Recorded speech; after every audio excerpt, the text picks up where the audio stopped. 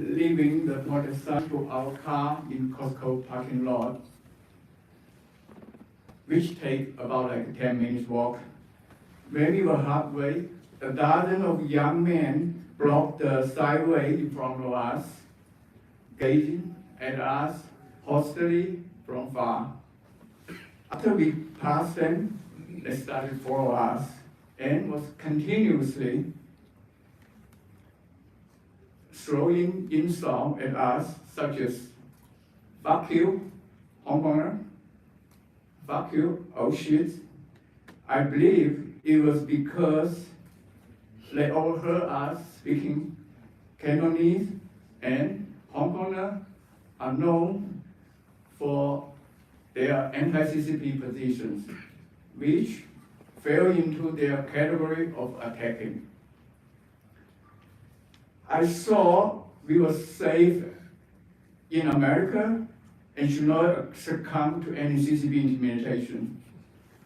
So I responded with such words as "fuck CCP," "fuck Xi Jinping." Sorry. These words were not aimed at any of these young men, but strangely, they were agitated by these anti-CCP words, and immediately speed up and rushed to us. I was tackled down and was brutally beaten up. I lost consciousness very soon. After the assault, Mr. Zhou and I were sent to the hospital, and I stayed in the ER until the following day. Luckily, we recorded the entire incident with our cell phones. All footage were passed to the police at the day of the assault. We also posted the footage on the internet. On November 24, an anonymous person informed me of the identity of one of the assailants. I immediately forwarded this information to the police. However, as of December 12, 25 days after the assault, I received no feedback from the police. Dear American people, I want to bring your attention to these facts regarding this assault. First, the assault occurred far away from the protest side. There were no confrontation with any pro-CCP supporters. We were intentionally targeted and was ambushed. Initially, a dozen of thugs were following us for a few minutes. When we arrived at the Costco gas station, another group of thugs, about like 3 thugs, headed toward us. They sandwiched us from rear and front and assaulted us. These two groups of thugs worked together to make sure we couldn't escape. It was a well-organized and well-coordinated assault. Second, the two groups of thugs were wearing red headbands and red scarves to identify their fellow thug members and to coordinate with each other. It was a professional action. Third, the thugs responded swiftly and violently to the anti-CCP words, which is disturbing. Hereby, I urge the police and the FBI to investigate any possible connection between the thugs and the CCP. Fourth, a reporter of KTSF News was assaulted by the same group of thugs just 1 hour before my assault.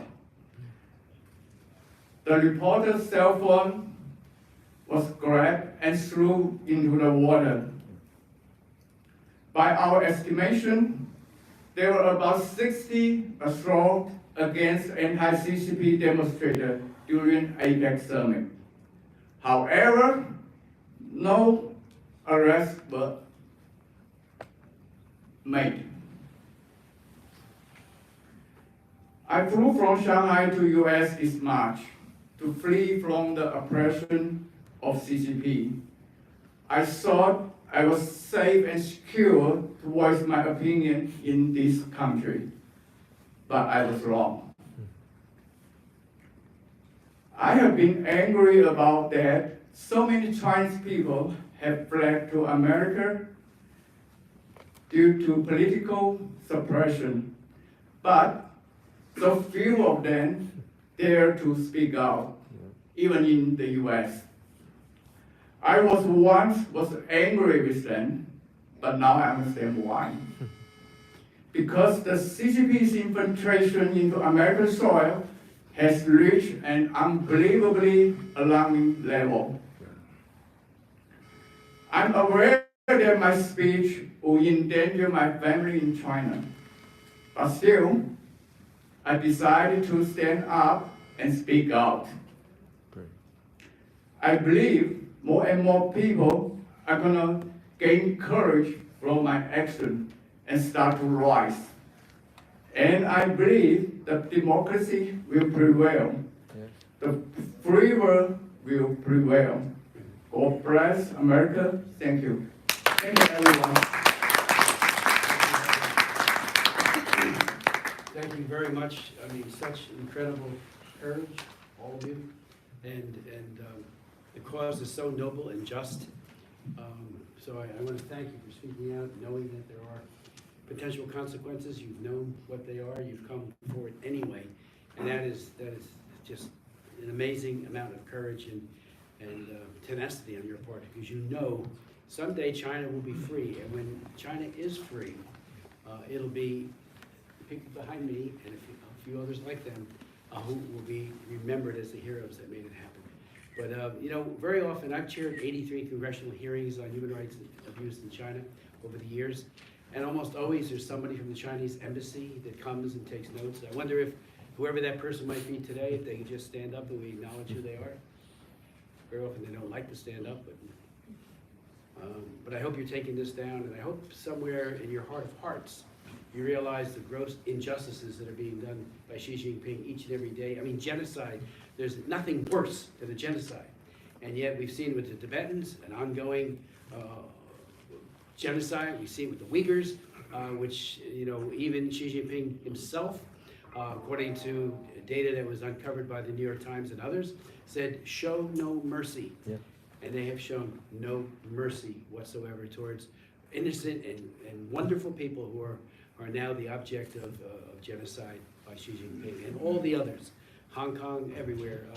There needs to be real change, systemic change, and these are the people that are calling for it. And we are writing the Attorney General.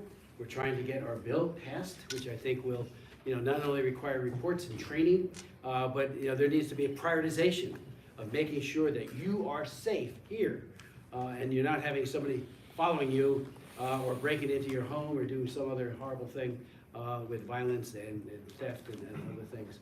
So thank you. Are there any questions?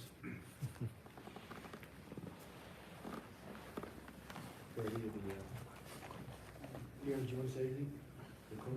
Pierre Tazi is our Chief of Staff and General Counsel. He also speaks fluent Chinese. Well, not quite fluent, but for those who speak Chinese, 大家好.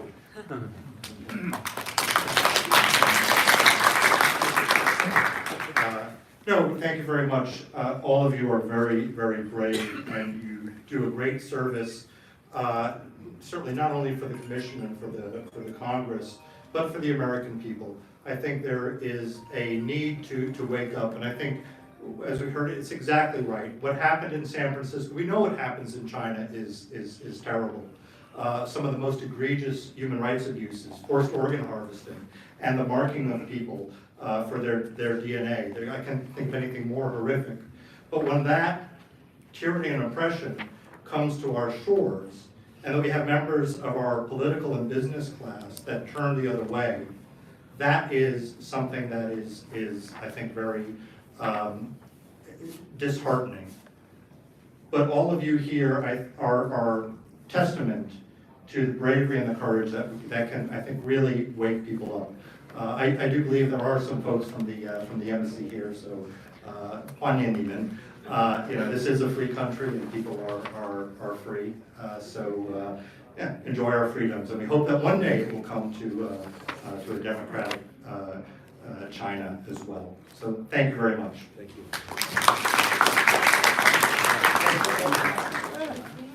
Members of I wanted to add one small detail that I witnessed at the San Francisco airport protest.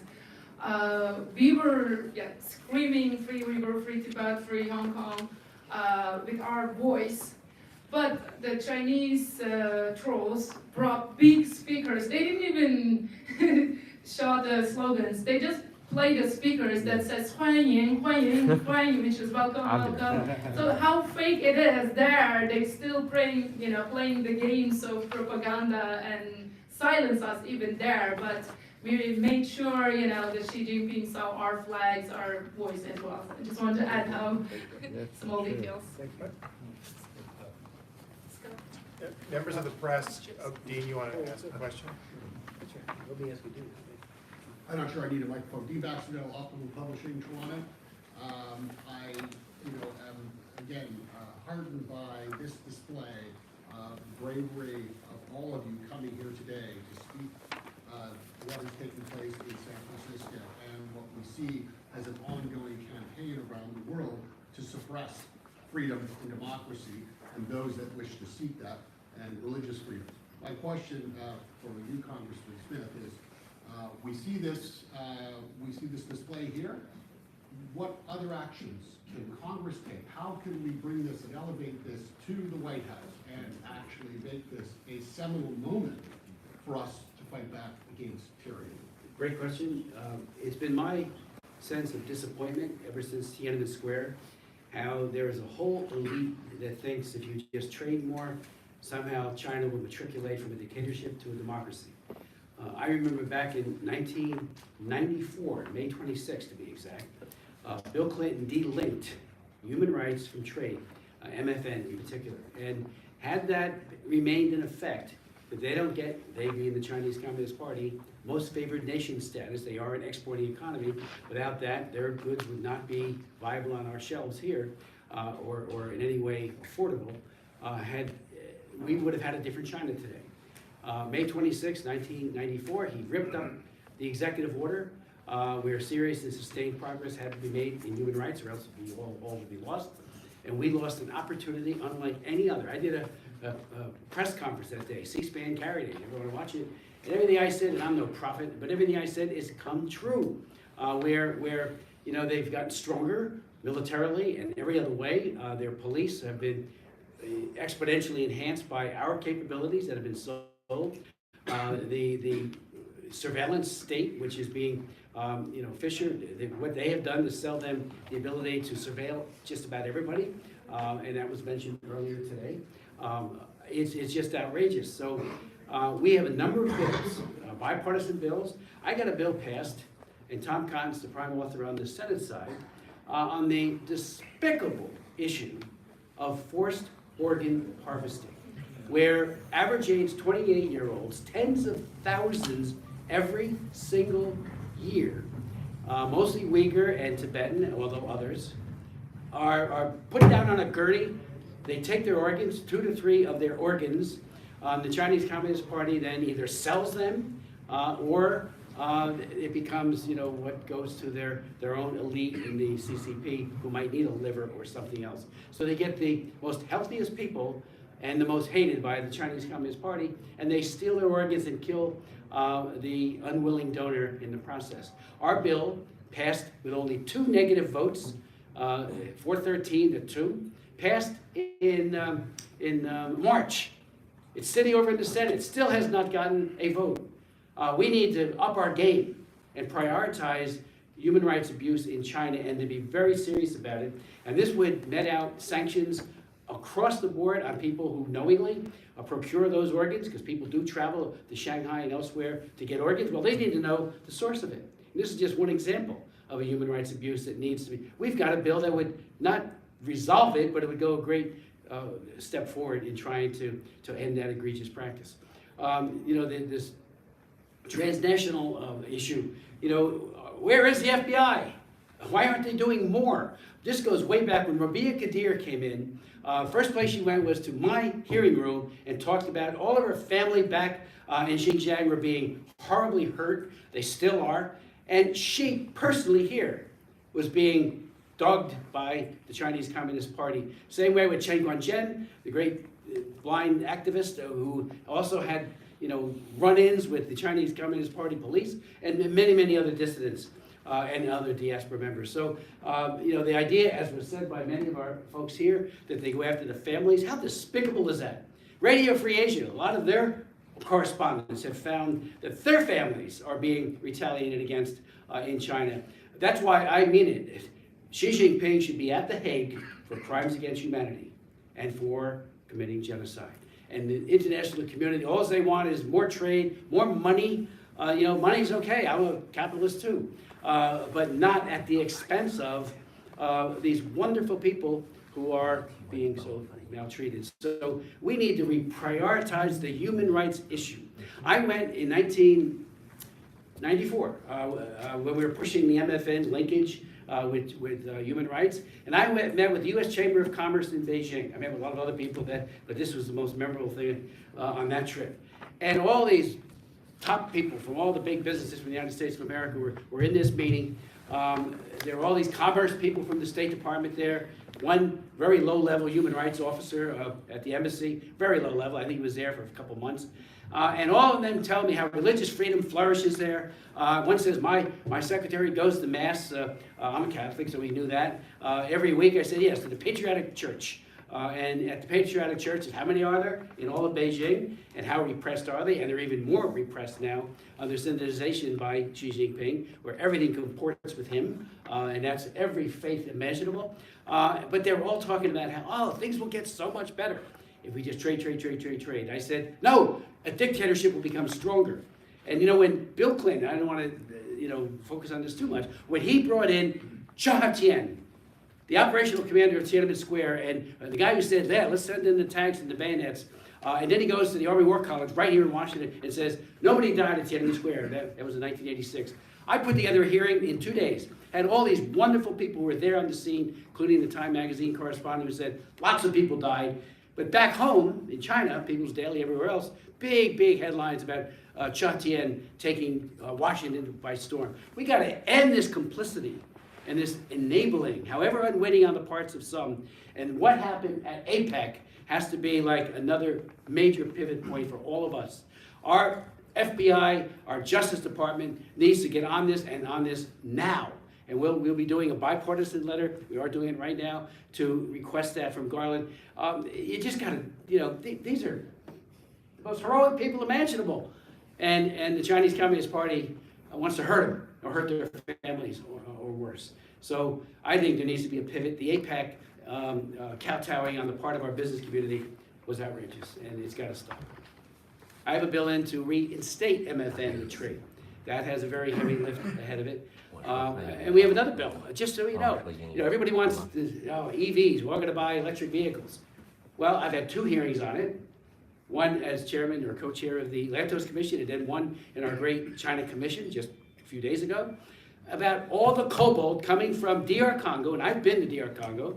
I've been to Kivus and Goma, where this stuff is mined by children. African children, 35,000, one estimate, some is 25,000, but it's probably closer to 35,000. Kids going into mines, dying, getting sick, and about 200,000 adults. All of that cobalt goes from DR Congo to China. Process there comes here. This would make it inadmissible, similar to what we did with the into the United States. We'd have a rebuttable presumption that says we assume it's been made by child labor and slave labor, so it doesn't come in unless you can prove otherwise, just like the Uyghur Forced Labor Act. And we've had hearings on that. Scott knows. Just so you know how great our staff is. Hong Kong Human Rights and Democracy Act, you know who thought of that idea? That guy over there. Yeah. Thank you. What a difference that made.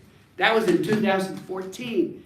And the China hands told us we were, wow, don't worry, Hong Kong will never be a problem. And he was ahead of the game, and we put the bill in, never got passed until like 4 years later. So we've got to pivot, and hopefully the APEC summit is the beginning of that major pivot, at least right now, protect these wonderful people.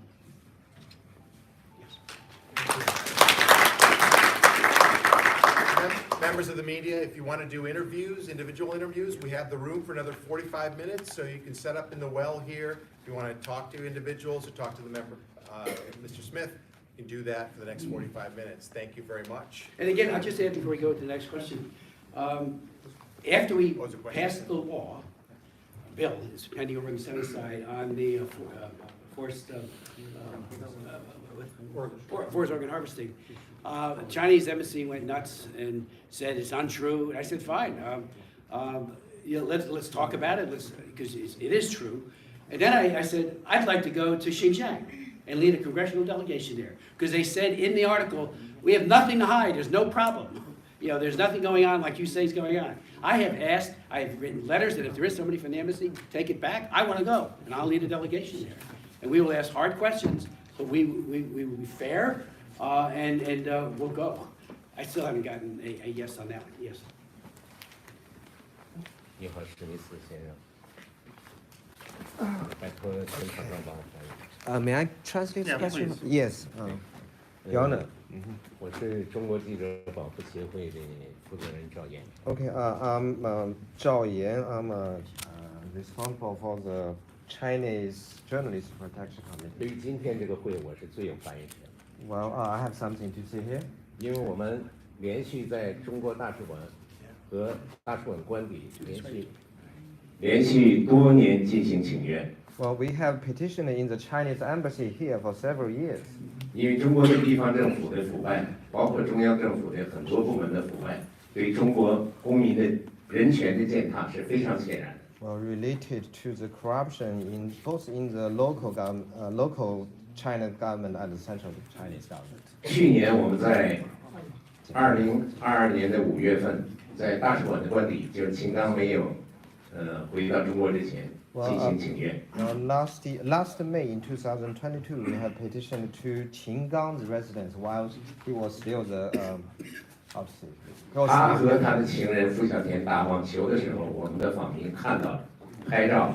Well, we petitioners actually take photos with Qinggang playing tennis with his mistress Fu Xiaotian.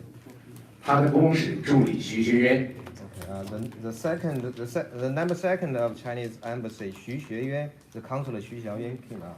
打我们的访民，而且抢手机， Beat our petitioners and robbed our cell phone. 他不仅不承认他自己犯罪，而且呢，利用外交的权利向美国政府、国务院的安保司和特勤局、总统卫队特勤局撒谎，公然的撒谎。 Well, of course, Xu Xueyuan didn't admit that she has committed a crime, but she also lied to the Secret Service and the Department of State about this incident.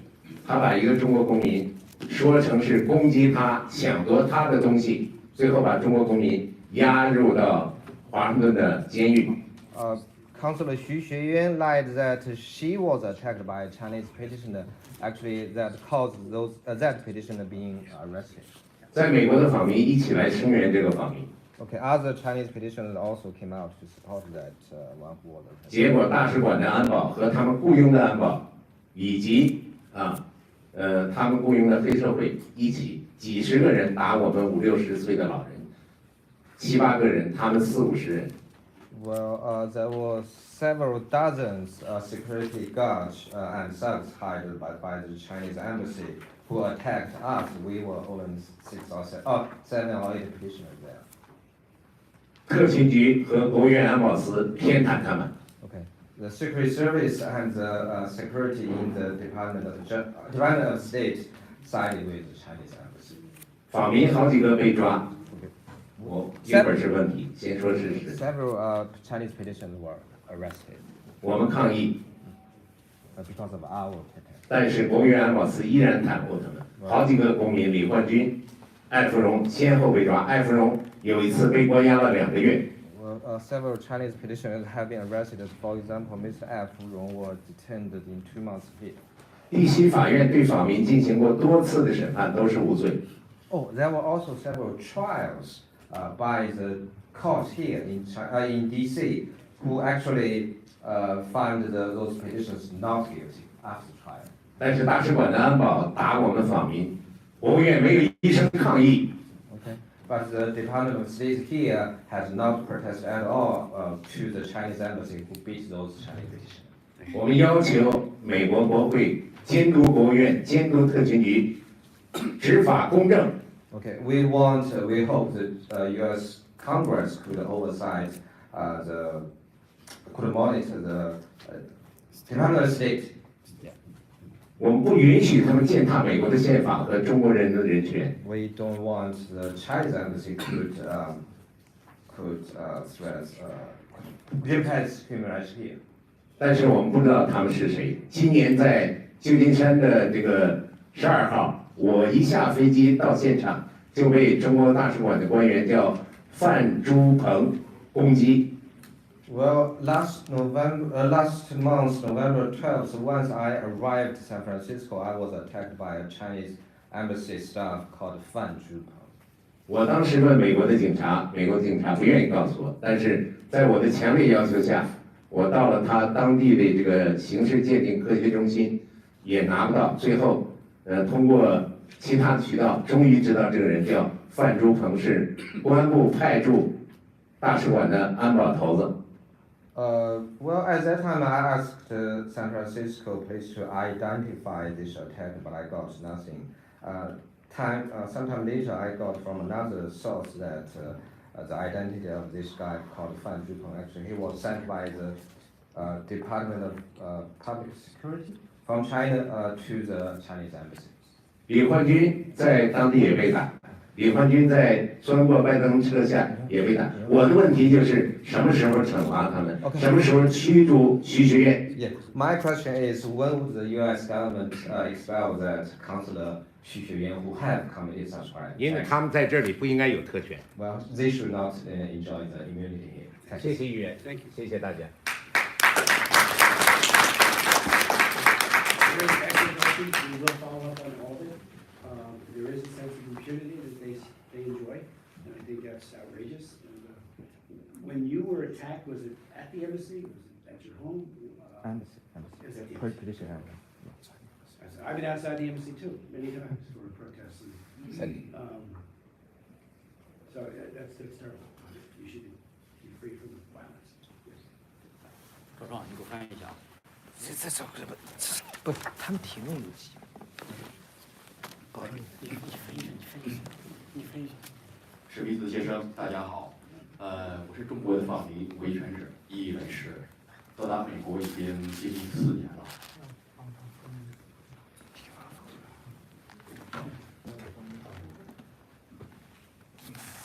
This is Jie Li Jian from Los Angeles.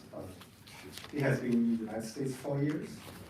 我在美国这边，我在国内受到迫害，受到抓捕，进行医院关了52天，然后电针，然后酷刑，强迫吃药，强迫去给我去禁锢，然后我是2019年12月24号到达美国。He arrived in American 2014 because he was being put into a psychiatric hospital because his political actions. 到达美国以后，在中国，然后我从事这种民主抗争，我不怕。到达美国有这种自由，我更应该为那些还没有出来的，已经被迫害、一些受到伤害，甚至失去生命的，为他们去发声，为我家这个惨案去发声。So he continues his advocacy here because he feels like this is a land of free. He can speak up for those who cannot speak for themselves back in China. So they has been very active organizing the protests in United States against CCP. 在这边这今天，我主持的最少有100多场民主活动，藏人、香港、维吾尔族、缅甸以及这个柬埔寨，我们共同举办了很多民主的活动。He has organized almost in over 100 protests in the last 4 years.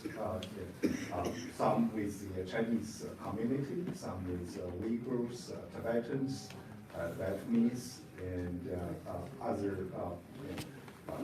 那么在美国，我始终以为是安全的，但是我做了这种事情以后，我觉得我的危险。那么中共这种海外警察。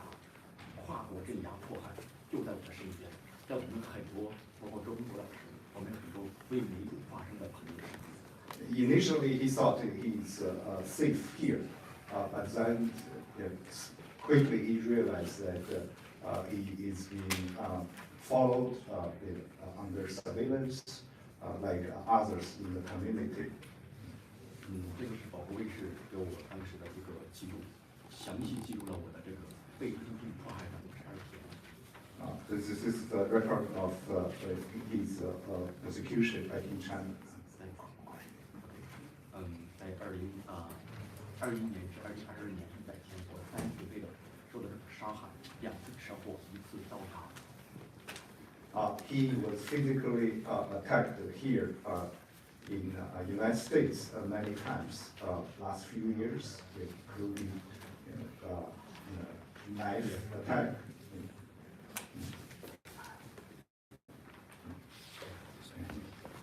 这个警方 FBI 已经多次已经报备了，但是现在案件也没有一个进一步。He reported to FBI and police that so far there is no progress in finding the perpetrators. 这是我们的活动期间对我们监视，然后骚扰、殴打我们的，还有中共人员。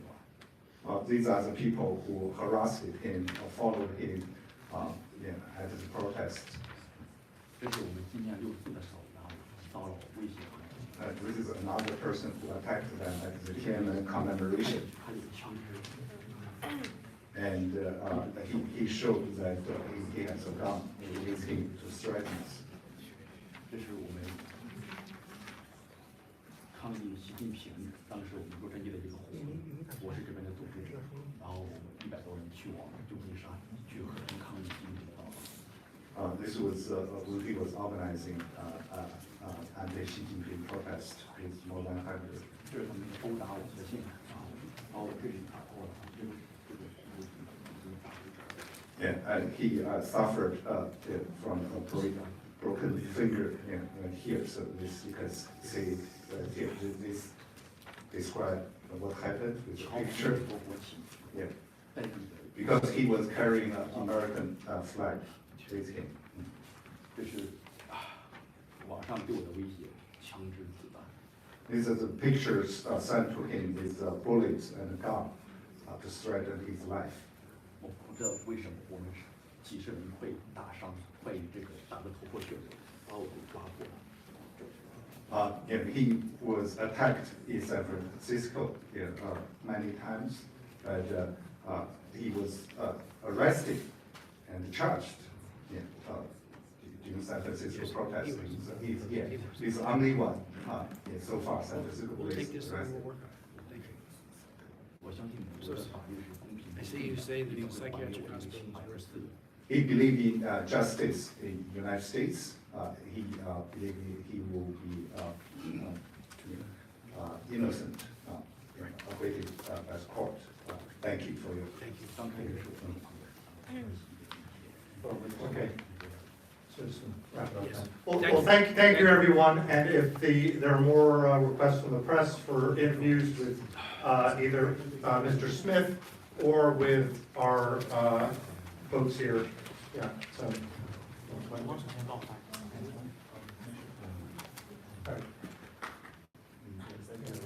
Yeah, we we're going to wrap it up now, but if people want to speak, yeah, please, or to Individually to the congressman or to others? Yeah, Dee Dee, please. Dee Dee with the AP. I have a question, talking about the inaction of this. Yes. Dee Dee Tong with the Associated Press. So the question is about the inaction by the local police. I think it's like both San Francisco Police Department and the South San Francisco Department.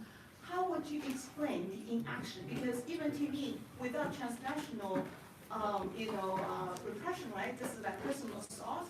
I mean, it's just kind of puzzled. It's puzzling why the police haven't done anything. And you're talking about they probably were taking instruction from above. Oh, no, no.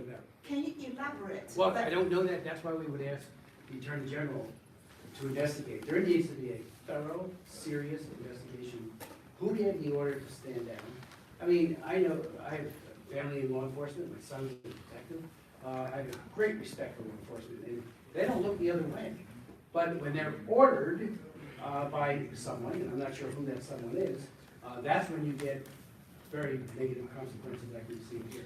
So that would be the request, to do a thorough investigation, find out why all of these wonderful people who were peacefully protesting were hit with poles, have scars now that will not go away, and there's also psychological scars that are beaten by these folks. And so we're demanding that, we're not just asking, we're demanding that they do this. And and the State Department has been notoriously weak on human rights vis-a-vis China, and I find that to be appalling.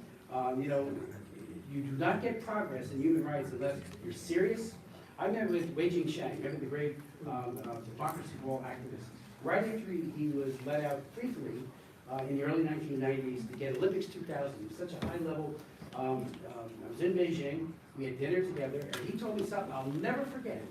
And they rearrested him after that and almost killed him. And then he came to testify before my committee. First person he went after we killed him. But he said, you Americans don't get this. When you kowtow and you're weak and vacillating, they beat us more in the prisons. When you're tough, predictable, you look them in the eyes and they know you're not kidding, they beat us less. I've heard that from others, political prisoners as well.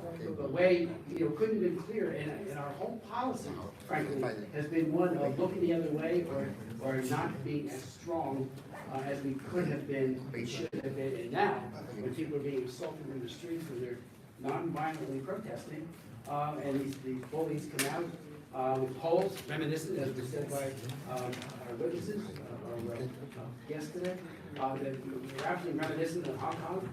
It was like Cage out of Hong Kong, where they repressed people there. We need to get very, very serious and protect transnational attacks like this are just, it's bad enough they do it there. And we have linkages to human rights, to trade, other things we need to do. But here, it's outrageous. So we're asking the Attorney General, he needs to do this immediately. That's why we're having this meeting now, this press conference. The idea is to hit it and say, we hope that something would be different about this. It's not. They stood there and they were ordered. I had no doubt about it. I want to quickly add a detail.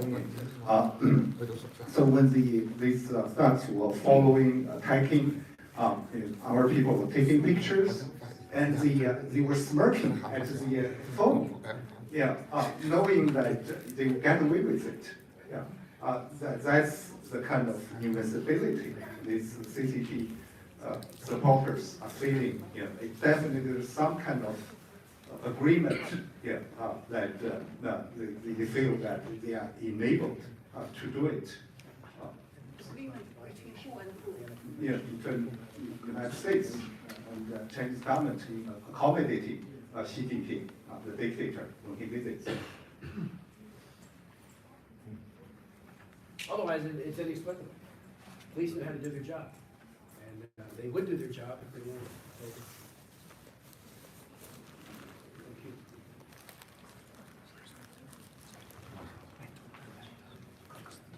Thank you so much, every one of you.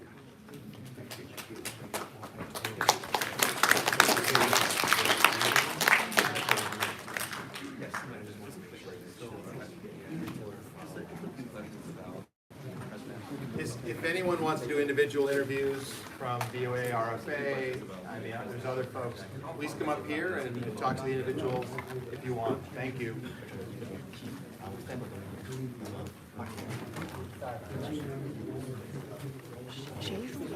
Oh.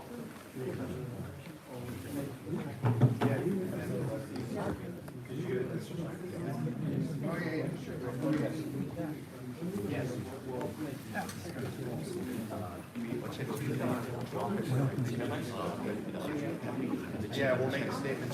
We'll make a statement tomorrow.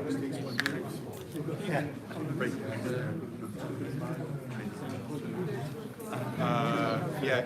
Yes, we're doing something today. So tell them that.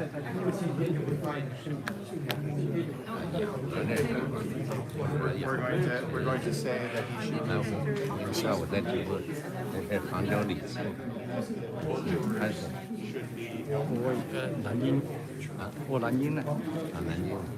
我杭州李晴，今天有幸来到了这个现场。照，手机横拍，做视频。看那个容量，把容量投掉。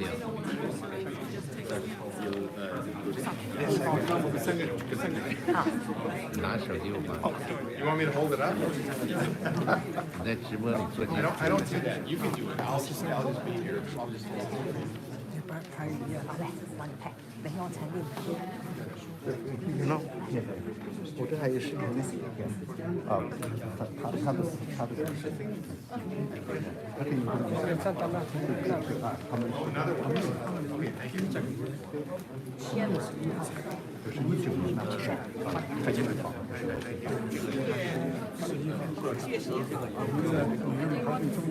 So everyone is asking about this. So they're asking about, his mother. Yeah, so we're gonna do a statement today. 纽约这边是分开的，但是呢，对方冲过来了。No, different.